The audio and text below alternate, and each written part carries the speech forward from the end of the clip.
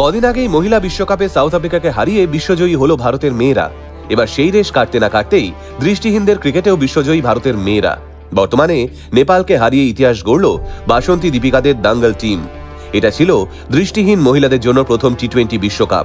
সম্প্রতি এই উইমেন্স টি-20 world cup for the blind অনুষ্ঠিত হয়েছে কলম্বোয়। চলতি বছরের 11ই নভেম্বর নয়াদিল্লিতে এই টি-20 টুর্নামেন্ট শুরু হলেও এর বেশ কয়েকটা ম্যাচ বেঙ্গালুরুতে হওয়ার পর এই টুর্নামেন্টের ফাইনাল অনুষ্ঠিত হয় শ্রীলঙ্কার কলম্বোয়। সম্প্রতি সেখানেই নেপালকে 7 উইকেটে হারিয়ে বিশ্বকাপের মুকুট নিয়ে ঘরে ফিরল ভারতের এই রত্ন মেয়েরা।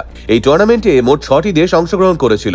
ফাইনালে টসে জিতে ভারতীয় দল প্রথম ফিল্ডিং করলেও পরে কিন্তু রীতিমতো দাপিয়ে খেলে গোটা ম্যাচ। নেপালকে 20 ওভারে 5 উইকেটে 114 রানে আটকে দেয় টিম ইন্ডিয়া। এরপর ভারত 12.1 ওভারেই 47 বল হাতে রেখে বিশ্বকাপ জয়ের লক্ষ্যে আরো এক ধাপ এগিয়ে যায়। আর এই দলের প্রতিটি মেয়েই যেন জ্বলন্ত আগুন। তাই ময়দানে প্রতিপক্ষ যতই শক্তিশালী হোক না কেন, আমাদের ভারতীয় মেয়েরাও কিন্তু পিছিয়ে যায়নি এক পা। আর তাই আজ আরো একবার গর্বের দিন, উৎসবের দিন, উদযাপনের দিন। কে বলে মেয়েদের শুধু রান্নাঘরেই মানায়? তাদের মুখে ঝামা ঘষে আবারও বিশ্বজয় ভারতীয় মহিলা ক্রিকেট দৃষ্টিহীন দলের। জয় হিন্দ, বন্দে মাতরম, চাক দে ইন্ডিয়া।